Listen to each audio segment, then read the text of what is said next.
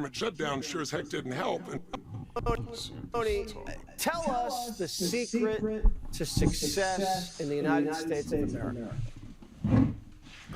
I think the American dream is well alive, but you have a hard time seeing that in the media, right? Think about where we were a year and a half ago in terms of inflation. Inflation is down. Our gross domestic product is up around 3% and growing. Gas prices around $3. Treasury Secretary just the other day mentioned that now retail prices, or rental prices, I should say, are down low. But, you know, the 43-day government shutdown... My rent ain't down. Let me see what else he said. My rent's not down, so I don't know what demographic he's talking to. Domestic product is up around 3% and growing. Gas prices around $3. Treasury Secretary... Gas prices where I'm at is a little, we at $2.89. Just the other day mentioned that now retail prices, or rental prices, I should say, are down low. That's, where? Where are they down low at? So in North Dakota, where nobody lives at? You hear what's going on in New York, right? Ma'am Donnie's trying to do all these rental policies and things like that. So I don't know, he must live in Mars somewhere. He comes down here, you know, every couple of centuries or something. I don't know where this man been at. But, you know, the 43-day government shutdown sure as heck didn't help. And for 42 million Americans who get SNAP to support themselves, doesn't feel like much. But it isn't just economics, it's also social.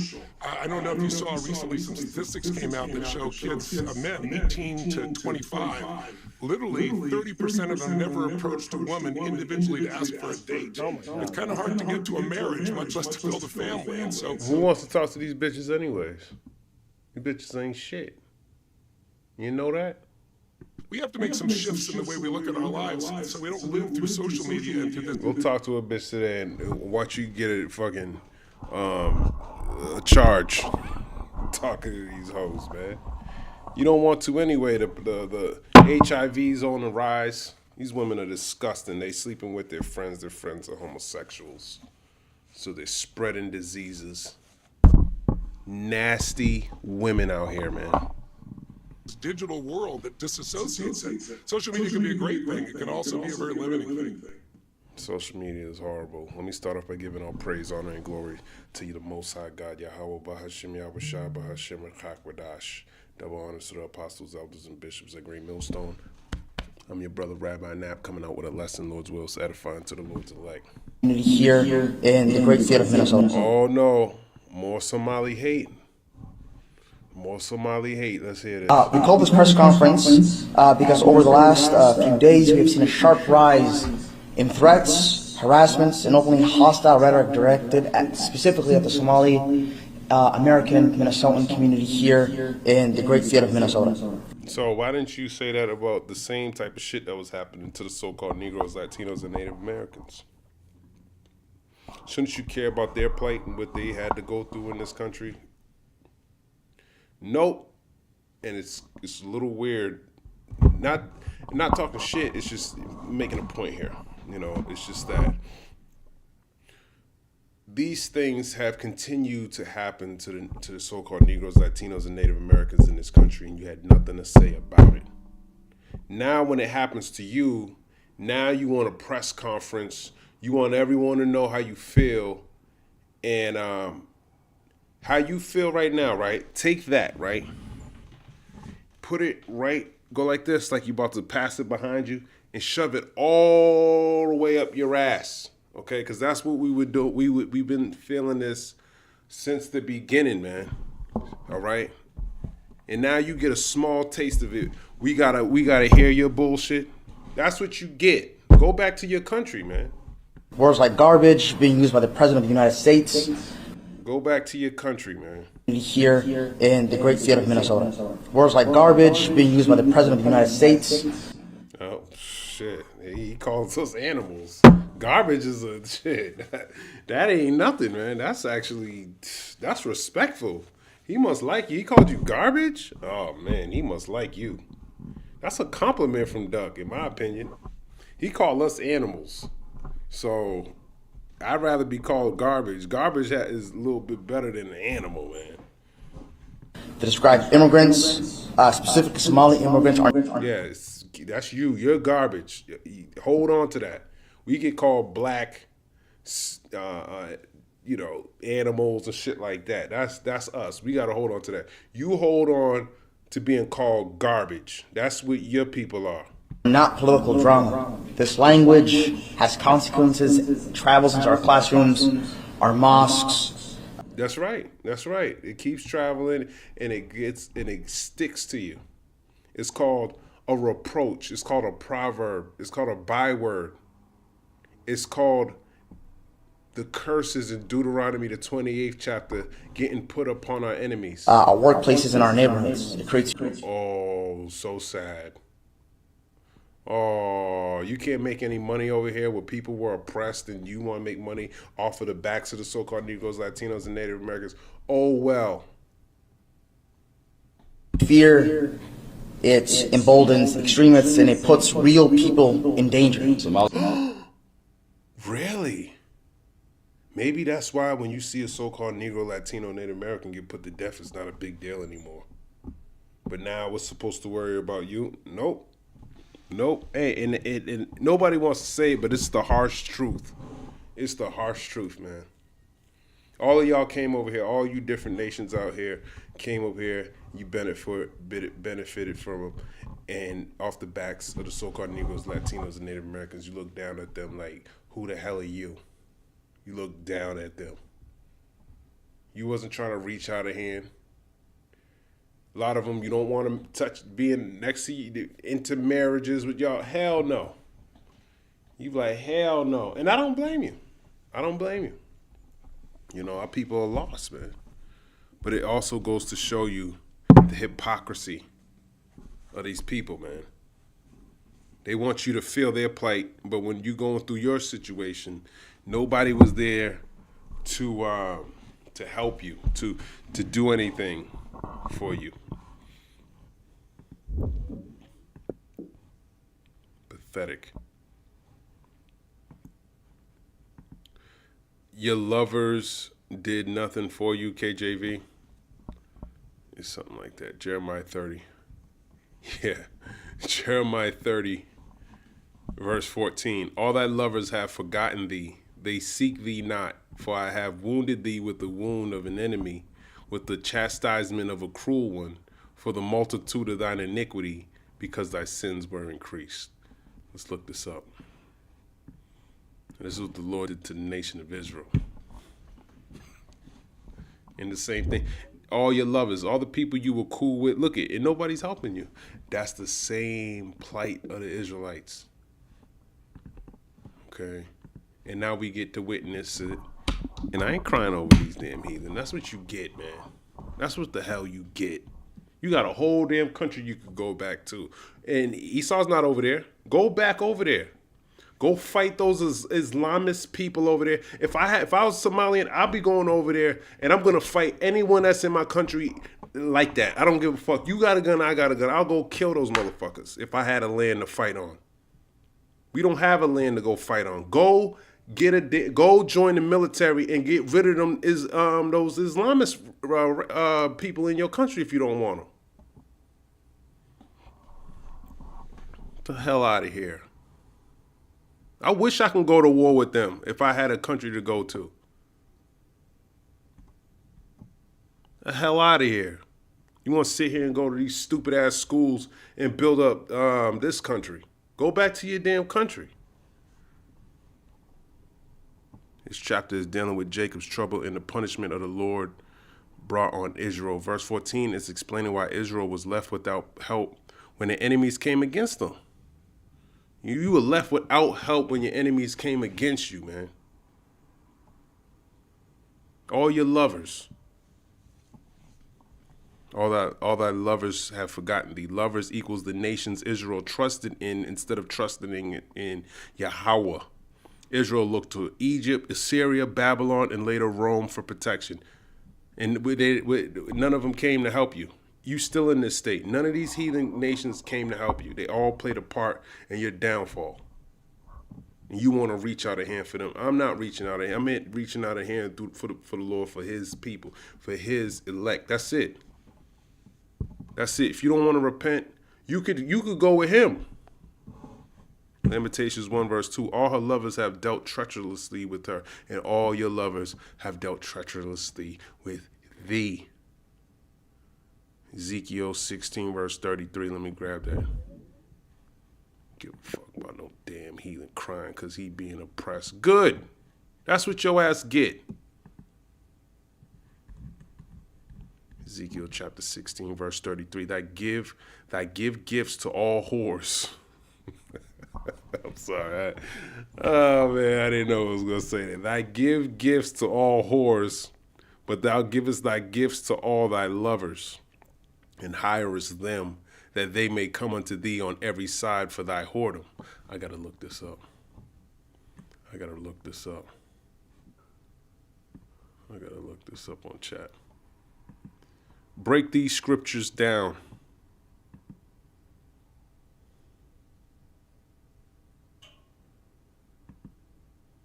What is the meaning of these scriptures and how does it pertain to this verse?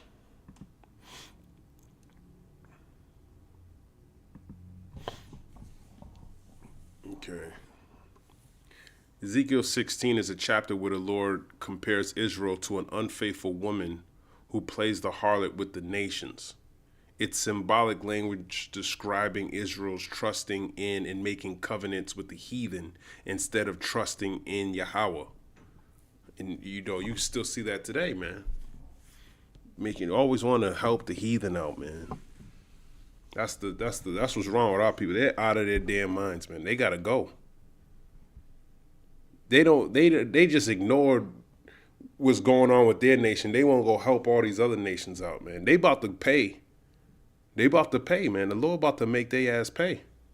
It ain't fun when the shit's happening to you. And it's gonna get worse than words. You get in the curses in Deuteronomy 30th chapter. I wouldn't be surprised if Esau starts putting y'all to death. Ezekiel 16:33, they give gifts to all whores, but thou givest thy gifts to all thy love. I don't know why I keep laughing at that. A normal prostitute receives payment, but Israel became a reverse prostitute. Instead of being paid, Israel paid the nations tribute, alliances, adopting their customs, idols. Israel was desperate to be accepted by these nations. And that's what's wrong with this dude who's in this video. He's desperate to be accepted as something he's not. Okay, you willingly came here. Meanwhile, we came here in 1619 on slave ships and no one gives a fuck about that. When the same shit is happening still to this day. Kids are still being missing. People are still getting put to death unjustly. And the same damn devil's still ruling. Idiots. Connection to Jeremiah 30 verse 14. This shows what the lovers in Jeremiah 30:14 are foreign nations that Israel sold themselves to. Yet when trouble came, these same nations forgot Israel and did nothing to help. They did nothing to help, and you want to help them. Ezekiel 6. So you sold yourself tonight. You're like a prostitute that you do the reverse prostitute. Instead of they paying you, you pay them to sleep with you. You're supposed to be getting money for your master. You over there giving your money to lay with the other nations. Idiots. Ezekiel 16 verse 30, call it reverse prostitution. Ezekiel 16 verse 34, in that thou gavest a reward, and no reward is given unto thee. Meaning Israel received nothing in return. The nations never benefited Israel spiritually or politically. Instead, Israel's idolatry increased, right? Because you following the ways of the heathen. Connection to Jeremiah 30 verse 14, this explains why the Lord said, all thy lovers have forgotten thee.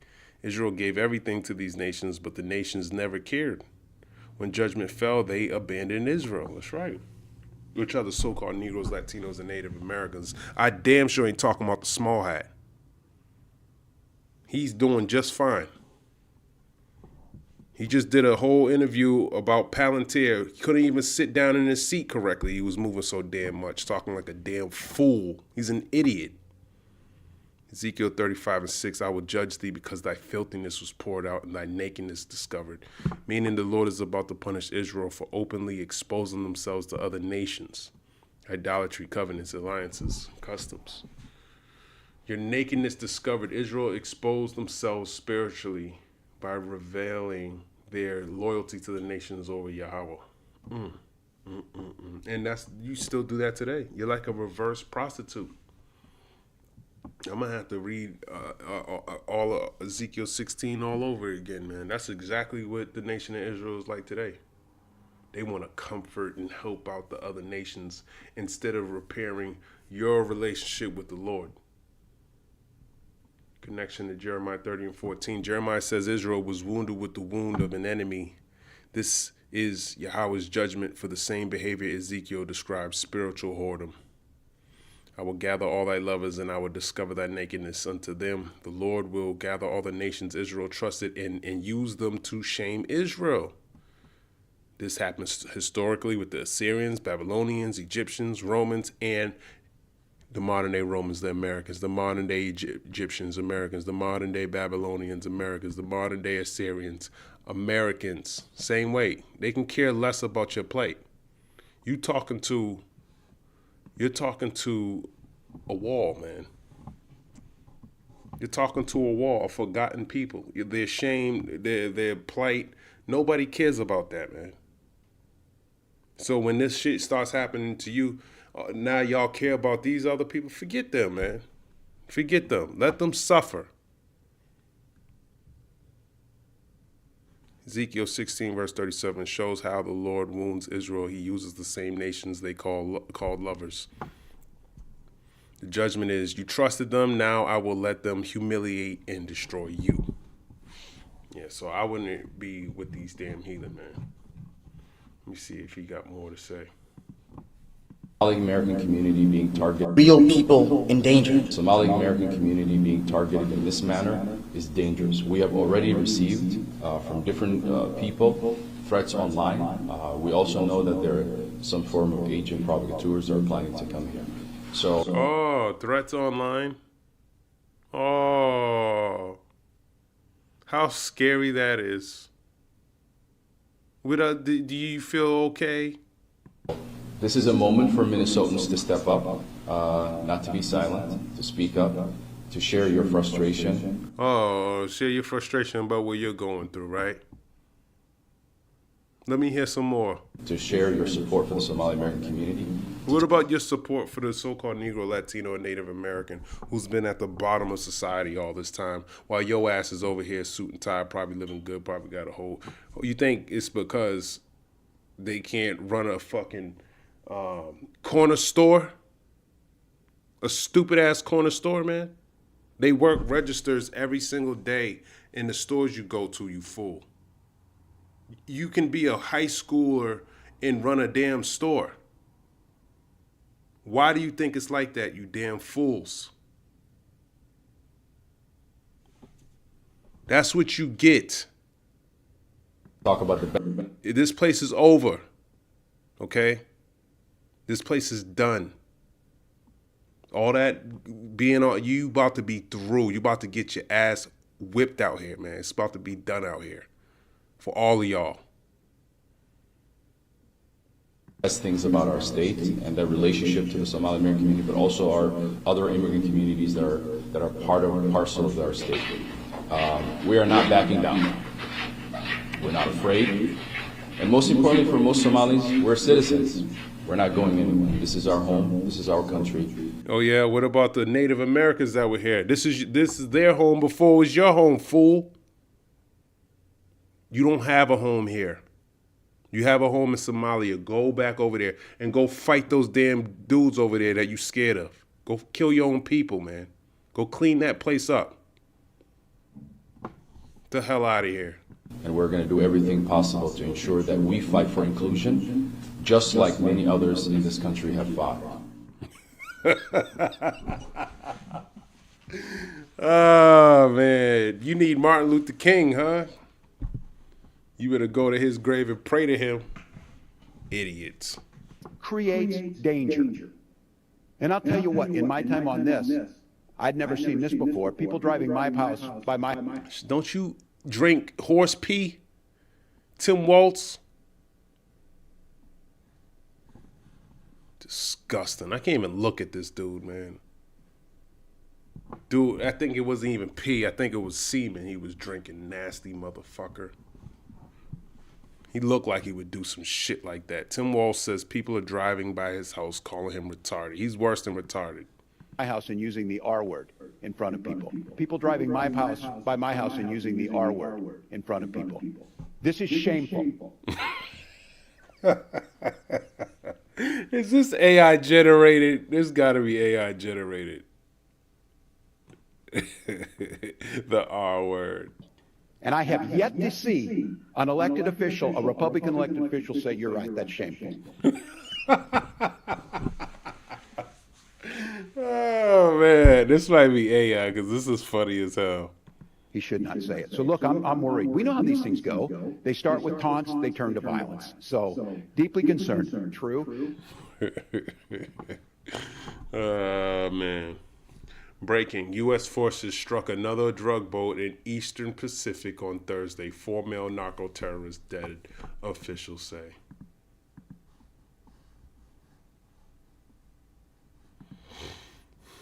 Hey, man. The only thing I can say is repent, man. What do you want me to do? It's the Lord that has these things, man. Take it up with him, man. It's the Lord that does all these things.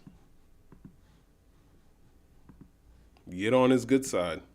Isaiah 45 verse 7, I form the light and create darkness. I make peace and create evil. I, the Lord, do all these things. He does it all. Take it up with him. You don't like getting blown up? Why don't your ass try repenting? You got your whole damn president praying to Jesus Christ, a damn a so-called white man, to help him go fight America. He's going to lose that battle.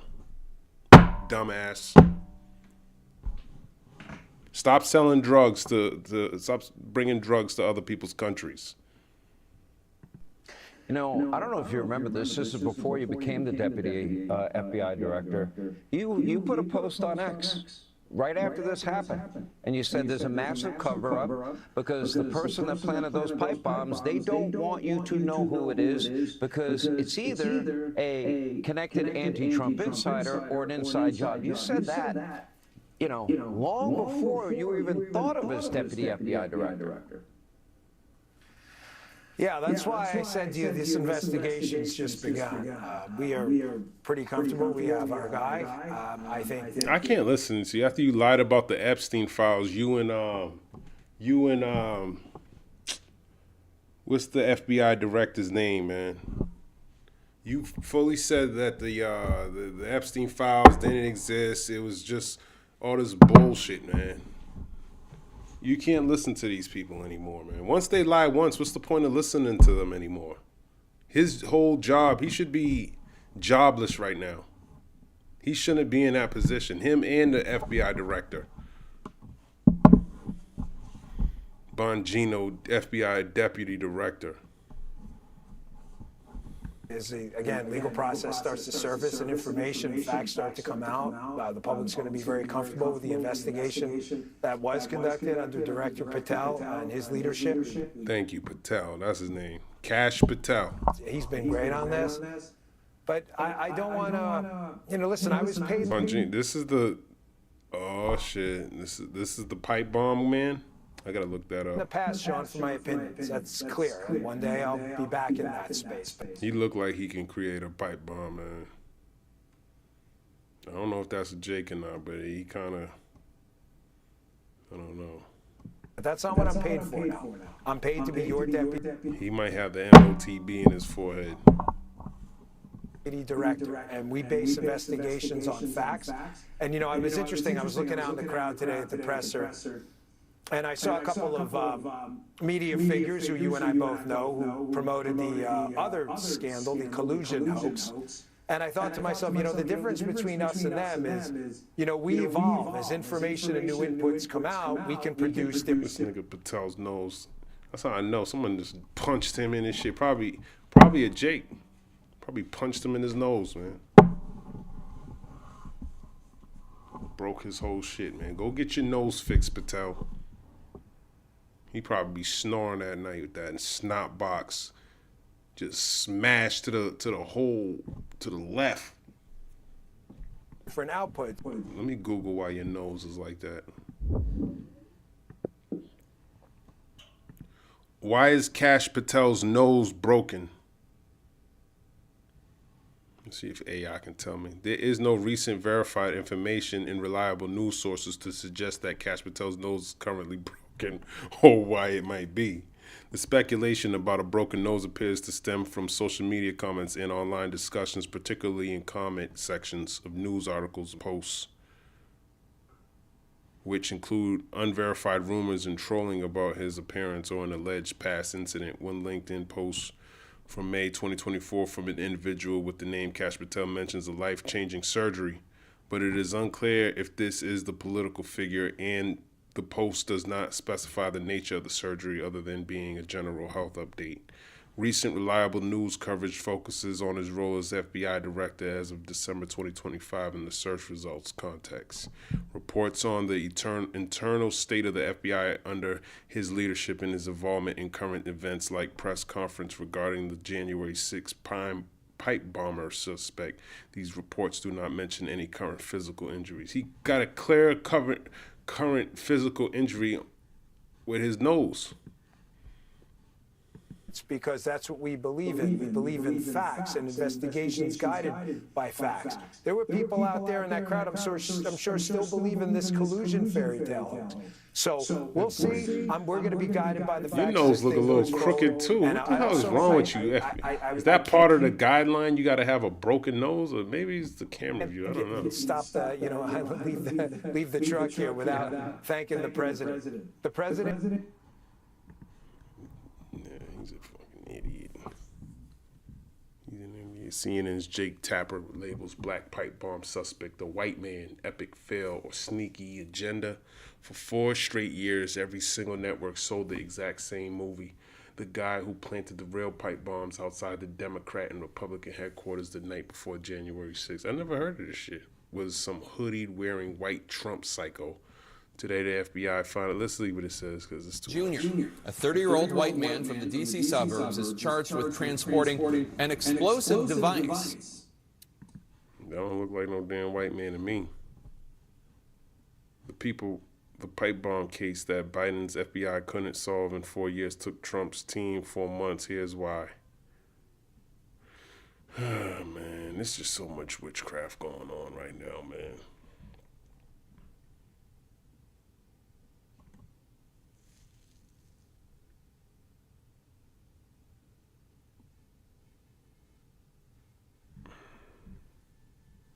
Anyways, I want to get into some scriptures.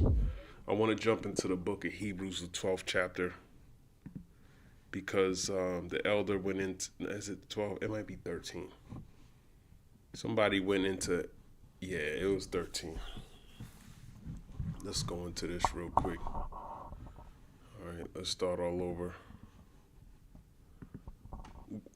Give me a summary of Hebrews, the 13th chapter.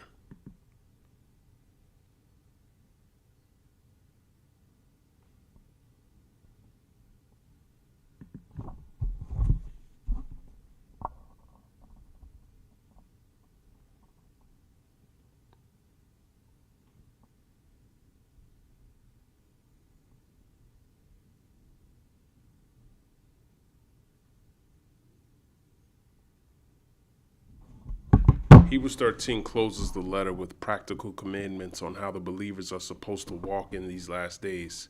After all the deep doctrine of Yahushua being greater than angels, Moses, Levi, the sacrifices, and the temple service, the final chapter lays down conduct befitting those who understand the truth.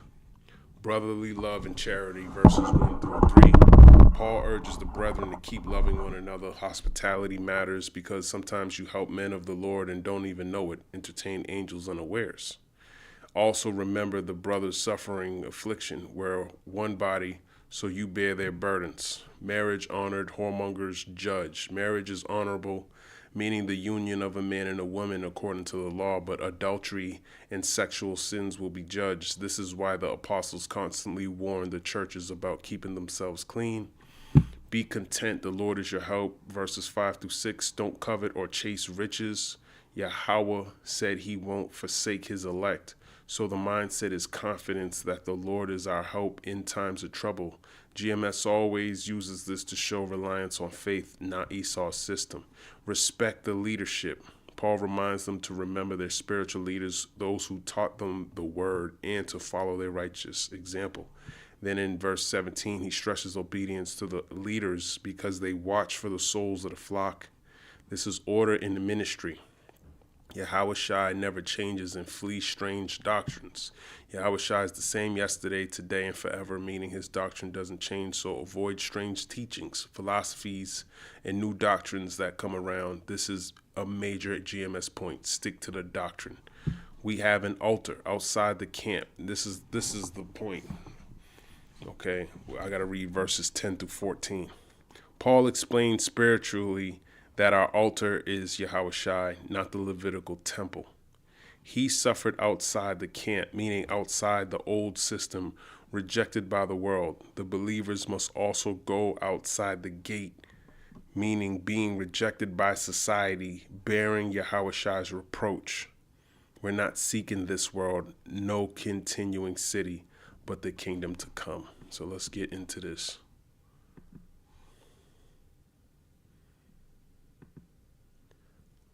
Let's look at these 4 scriptures and break them down. Because they were trying to use Hebrews, the 13th chapter. When you go to Hebrews 13, and it was really 12 and 13, but I'm going to read 10 through 14 in using Chat GPT. It says, wherefore Yahushua, okay, also that he might sanctify the people with his own blood, suffered without the gate. Without meaning outside the gate.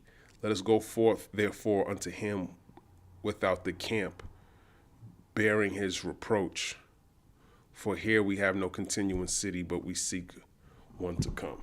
So they were trying to use this in order to justify, trying to make it seem like camps were wicked. Like you're supposed to just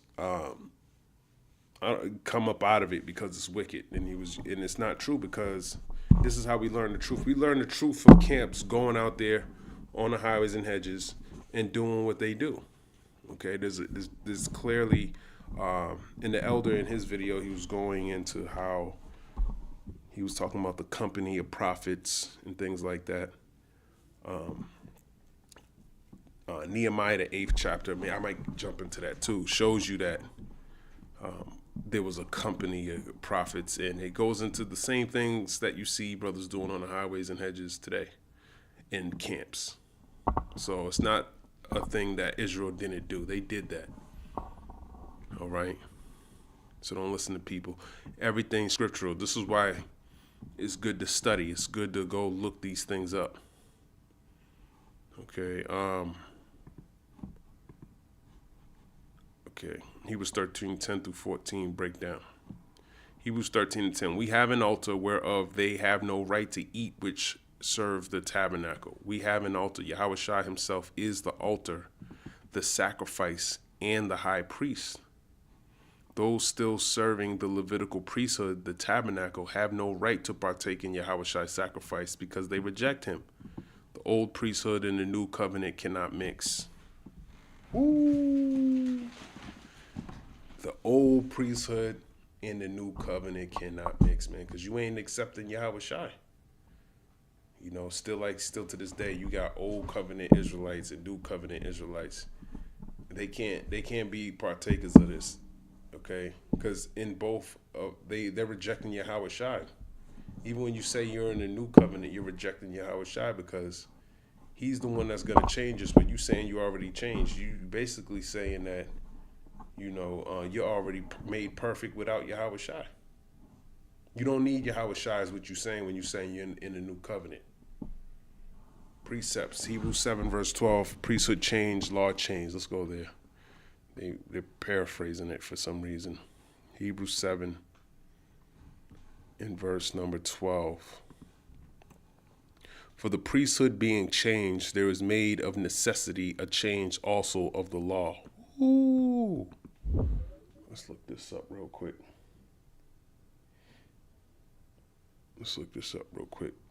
This verse explains that because Yahushua, who is from the tribe of Judah, is replacing the hereditary Levitical priesthood, which was from the tribe of Levi. The old sacrificial and ceremonial laws associated with the Levitical system are also superseded.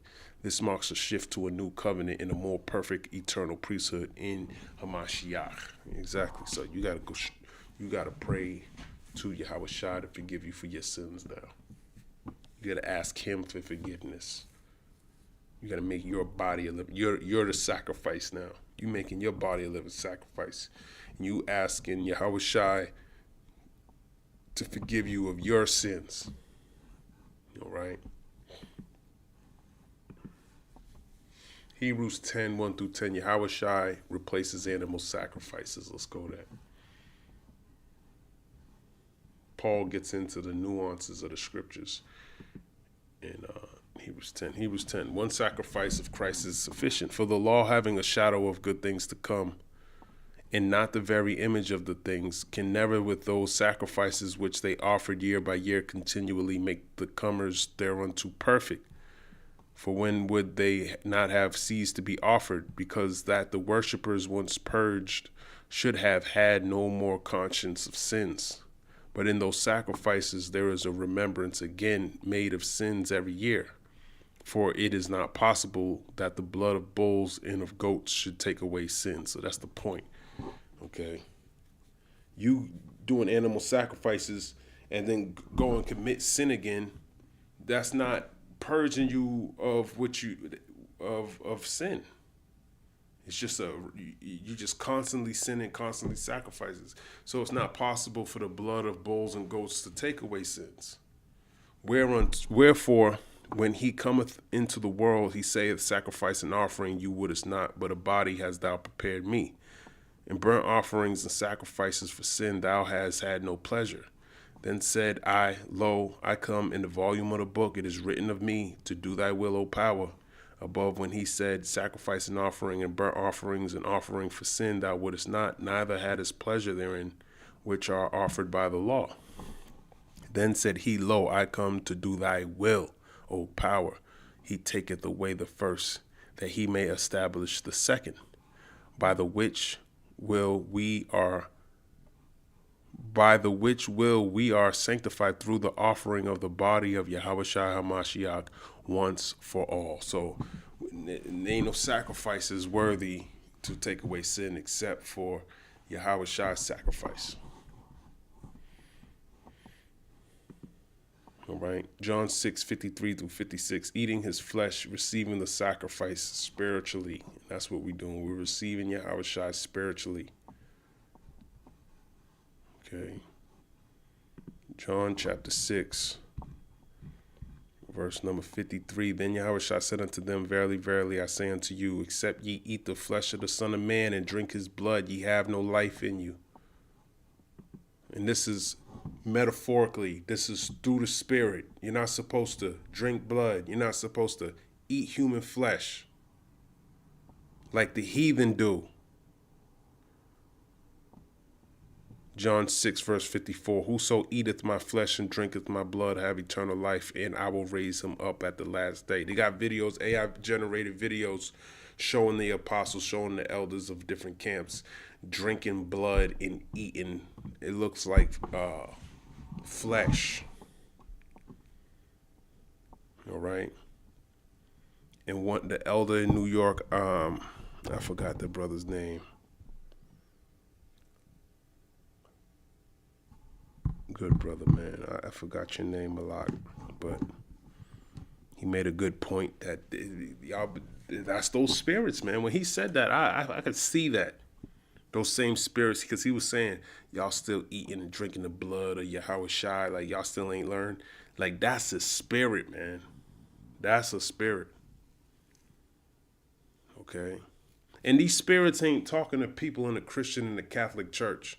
They ain't worried about people like that. They're demonic already. They don't even know what the hell's going on. They don't see these spirits, man. John 6, verse 55, for my flesh is meat indeed, and my blood is drink indeed. He that eateth my flesh and drinketh my blood dwelleth in me, and I in him. Okay, so that's symbolic of eating the whole roll. He told you in Hebrews the 10th chapter that he comes in the volume of the book. He tells you in Revelation the 10th chapter, you got to eat the book, man. And he says it in a couple of other places, Ezekiel, Ezra. You got to have the full understanding of the scriptures of Yahushua. Matthew 21, verse 43. Kingdom taken from them. Let's go to Matthew 21. In verse Matthew 21, verse 43, it says, parable of the landowner. I'm going to get to the point. Therefore say I unto you, the kingdom of God shall be taken from you and given to a nation, bringing forth the fruits thereof. Let's see what this is talking about. This verse is part of a larger context of the parable of the wicked vine dressers and signifies a shift in who would be the primary inheritors of God's covenant, ultimately including the Gentiles who accept Yahushua. Context, Yahushua spoke these words after the Israelite leaders rejected him. The verse follows his explanation of the parable of the wicked vine dressers, where tenants who killed the landowner's son were cast out and the vineyard was given to others. Significance, this verse is interpreted to mean that by rejecting Yahushua, the Israelite leadership had fortified their unique position, and the kingdom of God would be extended to a new group of people, the Gentiles, who would believe in Yahushua and produce the fruits of the kingdom, such as faith and righteous actions. And that's ultimately the believers, okay, who are Israelites, by the way. Don't be confused by the word Gentile. Keep reading Matthew 21:44. And whosoever shall fall on this stone shall be broken, but on whosoever it shall fall, it will grind him to powder. So if you ain't believing on Yahushua for whatever reason, it's going to destroy you. And when the chief priests and Pharisees had heard his parables, they perceived that he spake of them. But when they sought to lay hands on him, they feared the multitude because they took him for a prophet. That's right.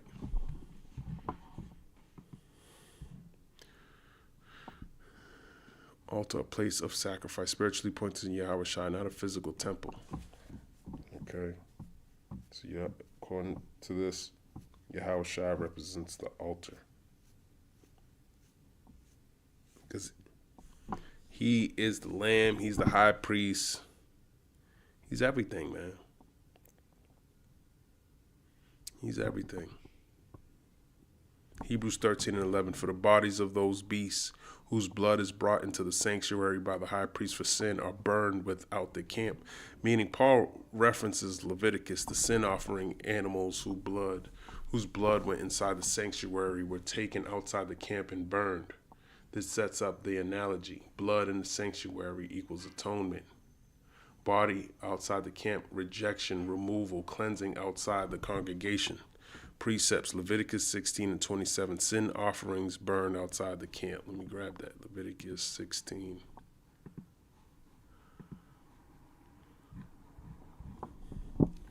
In verse 27, and the bullock for the sin offering, and the goat for the sin offering, whose blood was brought in to make atonement in the holy place, shall one carry forth without the camp, and they shall burn in the fire their skins and their flesh and their dung. So the blood was sacrificed inside was brought in to make atonement in the holy place. Shall one carry forth without the camp, and they shall burn in the fire their skins, their flesh, and their dung.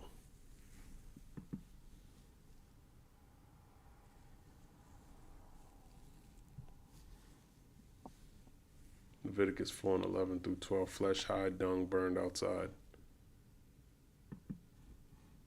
That's what this was saying. They both were saying the same thing. Hebrews 13:12. Wherefore Yahushua also, that he might sanctify the people with his own blood, suffered without the gate. Because when you take it out, sin offerings burn outside the camp. Okay? But they try to use this word camp is like, but this is what they do. They tend to they use the scriptures however they want to use them. This is why it's good to study and look.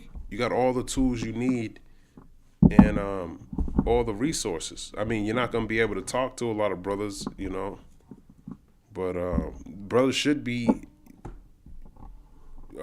if you're sincere, you should be, brothers should be answering people's questions. If they're not, then I don't know what the hell's wrong with them. They should be answering people's questions, but there's just so many people on the internet. They bug the hell out. So you know, brothers got their guards up. They don't know who the hell they're talking to on these internet platforms. You know, but through the Spirit, you'll be able to receive a lot of it. But you know, it's all up to the Lord at the end of the day. Wherefore Yahushua also, that he might sanctify the people with his own blood, suffered without the gate, meaning Yahushua fulfilled the type of the sin offering. His blood sanctifies Israel. His body suffered outside the gate, outside Jerusalem, rejected by the leaders and cast out like the sin offering animals. Gone. So it's metaphors, and it's an analogy. It's a metaphor. It's a metaphor. Paul uses this to show his death matches the law's symbolism. Precepts, John 19, 17 through 20, Yahushua crucified outside the city. Let's grab that. John 19. You know, John 19 and 17. I'll start at 16. Then delivered he him, therefore, unto them to be crucified. And they took Yahushua and led him away. And he, bearing his cross, went forth into a place called the place of a skull, which is called in the Hebrew Golgotha, where they crucified him and two other with him on either side, one and Yahushua in the midst. And Pilate wrote a title and put it on the cross, and the writing was, Yahushua of Nazareth, the King of the Jews. This is the title then read many of the Jews, for the place where Yahushua was crucified was nigh to the city, and it was written in Hebrew and Greek and Latin. Then said the chief priests of the Jews of Pilate, write not the King of the Jews, but that he said, I am the King of the Jews. Pilate answered, what I have written, I have written.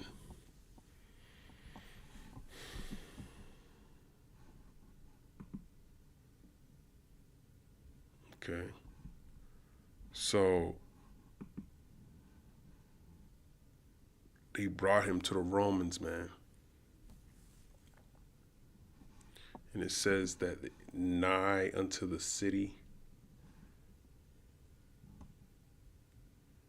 Where does it say that?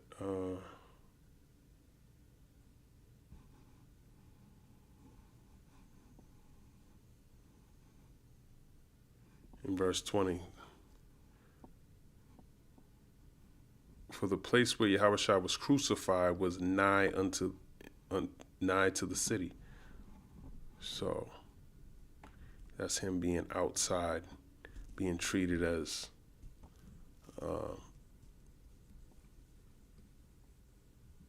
like a sin offering, which he was. He was for the nation of Israel. Well, I just want to grab this word nigh. It means near, but I want to. It says nigh at hand, near, from nigh, near of place in position. Those who are near access to God, Jews, as opposed to those who are alien from God and his blessings. The rabbis use the term to make nigh as equivalent to make a proselyte of times imminent and soon to come to pass. Let me look something up. Actually, it just means what it means. He was crucified outside of the city. Isaiah 53 and 3.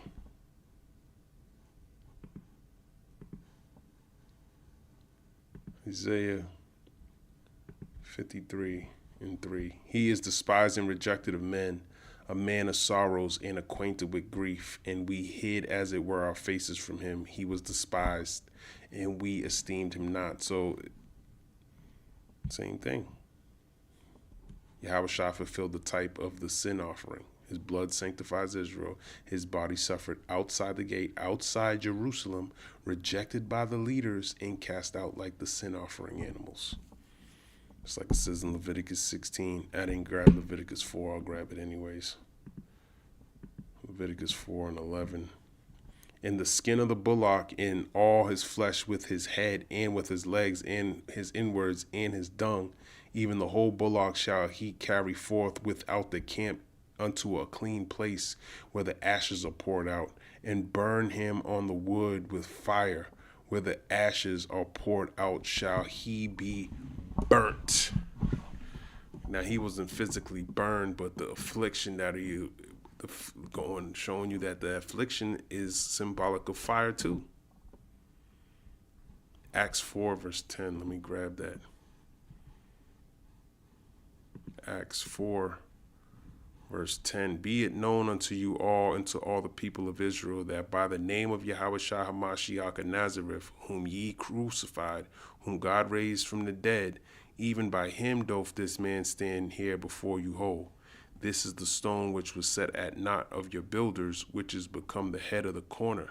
Neither is there salvation in any other, for there is none other name under heaven, Salakia, given among men, whereby we must be saved.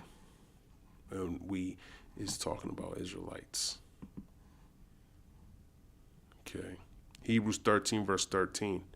Let us go forth therefore unto him without the camp, bearing his reproach. So since Yahushua was cast out of the system, we must follow him outside the camp. Outside the camp, outside man-made religion, outside societal approval, outside the world's comfort, outside Rome and the Jews' political/religious structure. Bearing his reproach, accepting shame, persecution, slander, being hated for this truth. GMS always emphasizes this truth makes you an outcast, and it does. And the elders ain't leading anybody wrong. They kept it real from what I see. Luke 6 verse 22. Blessed are ye when men shall hate you, and when they shall separate you from their company, and shall reproach you, and cast out your name as evil for the Son of Man's sake. Right. Count yourself blessed for being reproached for the name of the Lord. John 15 and 18. John 15 verse 18. If the world hates you, ye know that it hated me before it hated you. If ye were of the world would love his own. But because ye are not of the world, but I have chosen you out of the world, therefore the world hateth you. Remember the word that I said unto you, the servant is not greater than his Lord.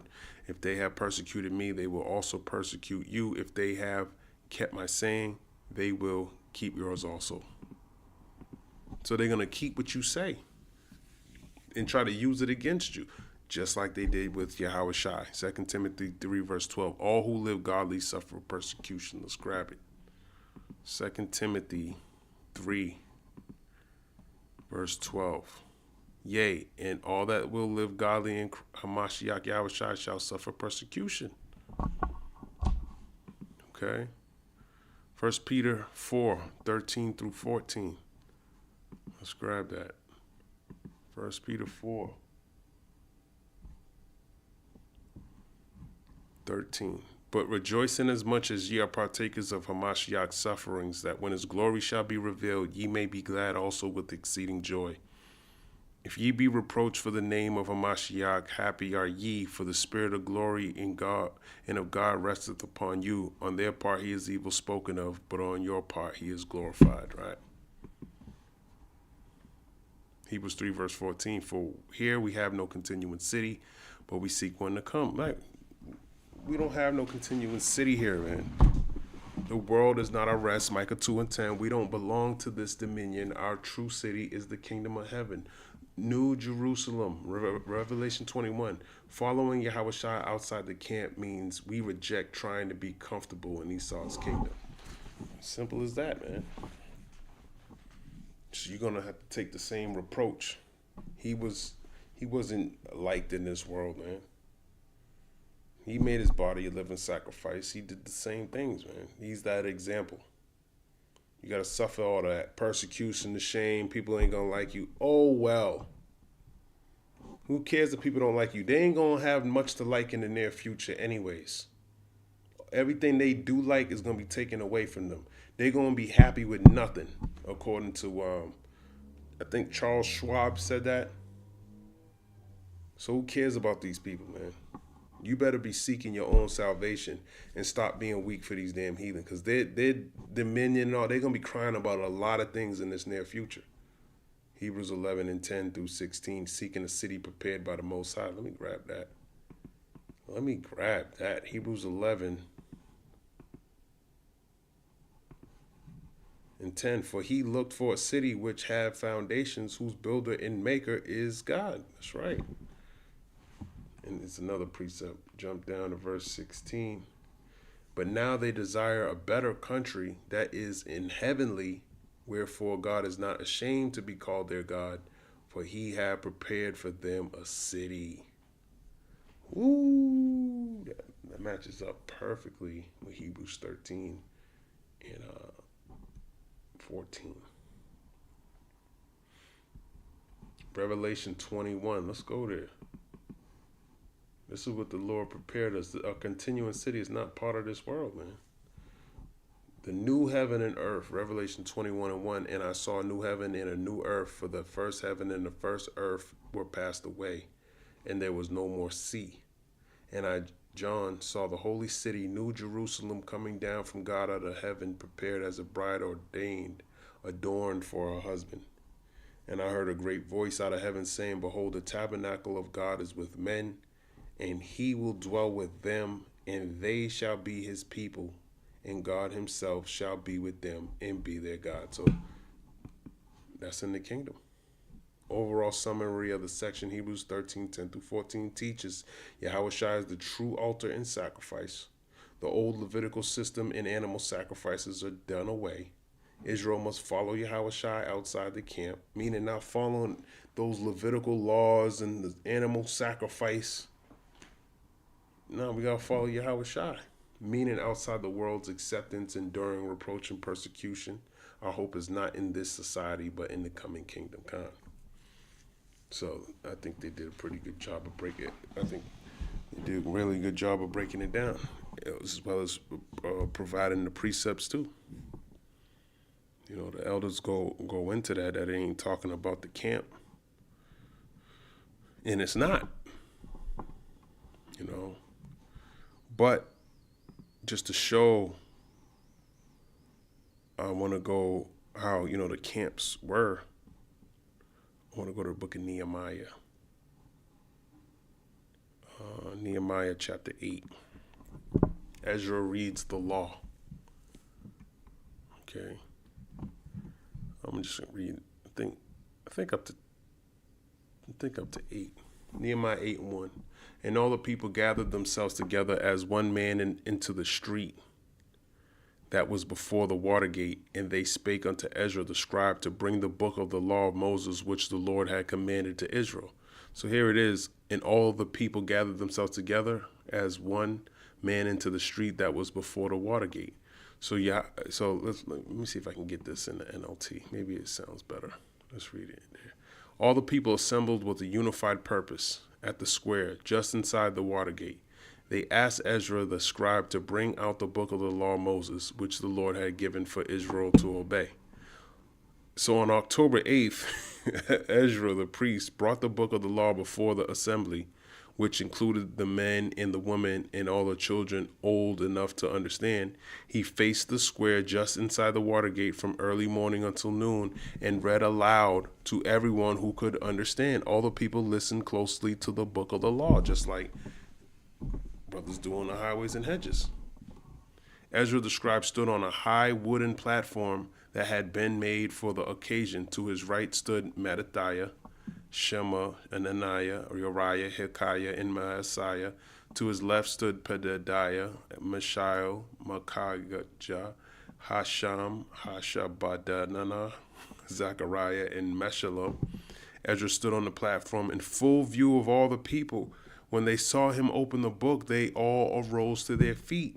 Then Ezra praised the Lord Yahweh, the great God, and all the people chanted, Amen, Amen, As they lifted their hands, then they bowed down and worshiped the Lord with their faces to the ground.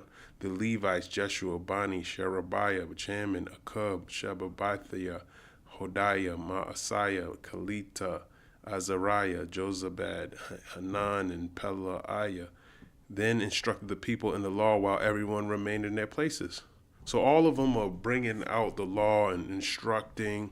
They read from the book of the law of God and clearly explained the meaning of what was being read, helping the people understand each passage. Okay? I think it sounds better in the, so, because it tells you right here, you know, they were in the street. There were multiple people with them. And they were given the understanding. That's what they do on the highways and hedges.